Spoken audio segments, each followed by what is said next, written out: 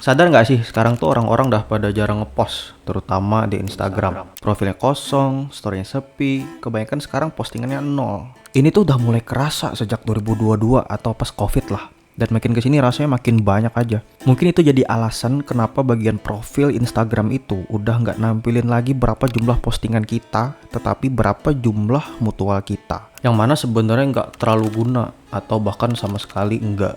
Coba, buat apa aku tahu seseorang itu punya mutual berapa di Instagram? Following dan followers aja itu tuh udah cukup. Buat ngeliat seberapa sering kita nge-share, coba kamu bisa cek sendiri di bagian story recap. Ada berapa story yang udah dibikin sepanjang tahun 2025 kemarin. Apakah ada satu bulan dimana sama sekali gak bikin story? Sekalinya bikin, mungkin hanya di momen-momen tertentu aja. Contoh liburan, lebaran, event kantor, atau kalau lagi ada yang rame-rame tentang pemerintah aja. Jadi sebenarnya ini memang perilaku penggunanya yang berubah dalam bersosial media, atau memang platformnya yang memang udah gak asik kayak dulu lagi.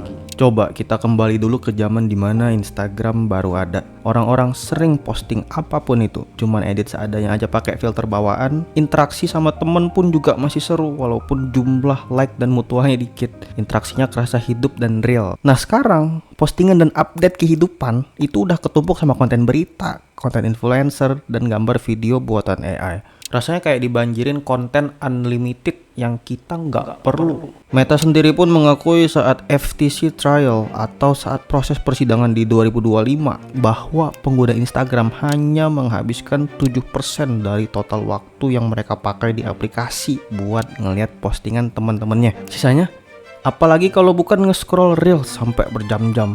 Bayangin, kita lebih banyak lihat video-video pendek yang hanya beberapa detik itu yang kita pasti langsung lupa setelahnya daripada interaksi dan komunikasi dengan teman-teman kita. Terus juga pas nge-scroll dikit, swipe dikit, langsung ada iklan yang bisa nebak apa yang lagi kita mau. Contoh, lagi kepikiran pengen beli barang atau sesuatu apa, itu tuh langsung muncul iklannya. Jadi sekarang mereka lebih fokus pada kepentingan pengiklan yang memang menjadi sumber pemasukan mereka. Bukan kita sebagai user yang mana hanya dianggap sebagai produk yang mereka jual ke pengiklan. Jadi ini tuh rasanya bukan platform sosial media, tapi lebih mirip platform iklan. Bahkan mereka secara terang-terangan buat sosmed khusus untuk konten buatan AI. Namanya Meta AI. Jadi kalian bisa ngeprom, mau bikin konten kayak apa, kemudian bisa di-post dan bisa dilihat oleh banyak orang. Orang-orang juga bisa follow, nge-like, dan komen-komen juga. Ini dah parah kan?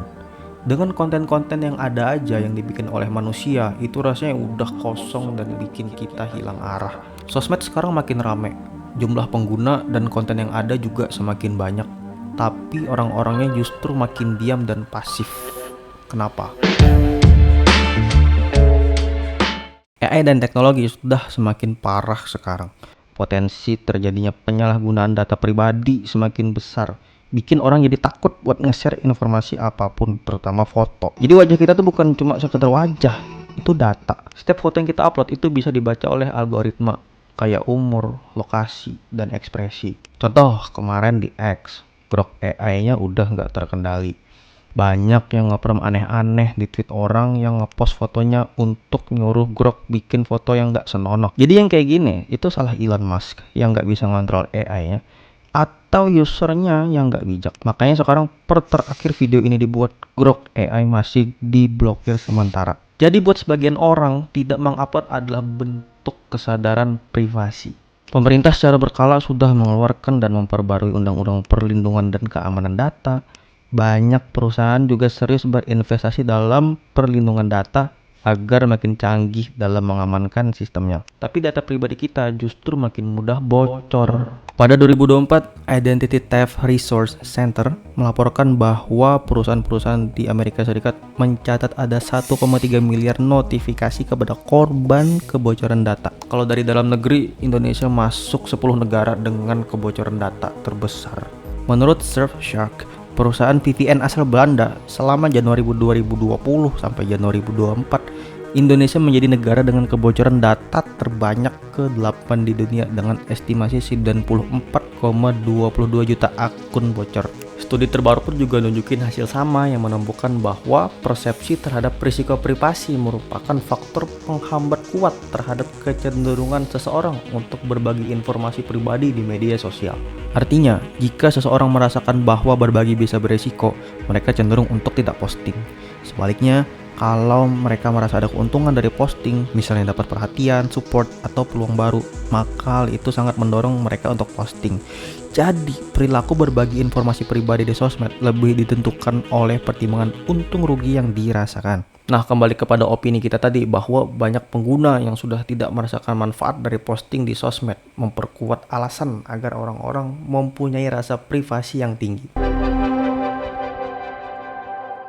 Cara pemakaian sosial media sekarang udah beda. Dibanding beberapa tahun lalu, sekarang jauh lebih sedikit orang yang menggunakan sosmed untuk ngobrol dengan teman atau nyari teman baru. Banyak yang sekarang buka aplikasi cuman karena bosan atau mau ngisi waktu. Kalaupun ada orang yang memang profilnya kosong, gak ada update apapun, itu bukan berarti mereka berhenti memakai sosmed. Itu mereka masih nge-scroll berjam-jam, masih ngeliatin dan nge-share meme ke temennya, baca komen, masih tahu berita atau gosip apa yang sedang hangat yang terjadi. Tapi diam aja gitu. Sekali yang nge-post, pasti di close friend, second account-nya, kalau ada. Tapi nge-posting sekarang juga bisa karena tuntutan pekerjaan. Contoh, kalau lagi ngelamar kerja, akun kita pasti dilihat dan dipantau oleh HR sebagai bahan pertimbangan dalam rekrutmen untuk mengetahui gambaran kandidat ini seperti apa. Biasanya mereka bakal ngecek tuh.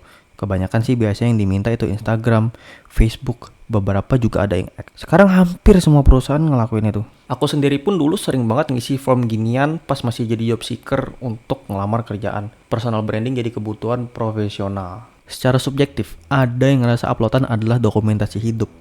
Kadang itu salah satu cara agar bisa mengingat hal-hal yang pernah terjadi. Momen liburan, ulang tahun, atau sekedar makan sama teman. Kalau nggak difoto, kadang kita lupa pernah pergi ke suatu tempat atau melakukan satu hal. Postingan jadi kayak digital diary, catatan visual tentang hidup. Tapi di sisi lain juga nggak semua orang merasa perlu untuk upload.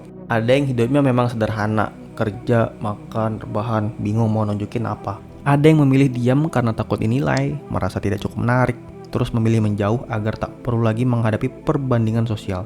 Pada akhirnya entah milih buat berbagi atau jaga privasi. Semua adalah bagian dari cara manusia untuk mencari rasa aman, makna, dan kenyamanan dalam hidupnya. Di tengah dunia yang semakin terkoneksi, teknologi hadir bukan untuk menentukan siapa kita, tapi memberi ruang bagi setiap orang untuk memilih caranya sendiri. Inovasi akan terus berkembang, algoritma akan terus belajar, dan platform akan terus berubah. Tapi di balik semua kemajuan itu, tetap manusia yang megang kendali, nentuin arah, batas, dan nilai yang ingin dijaga.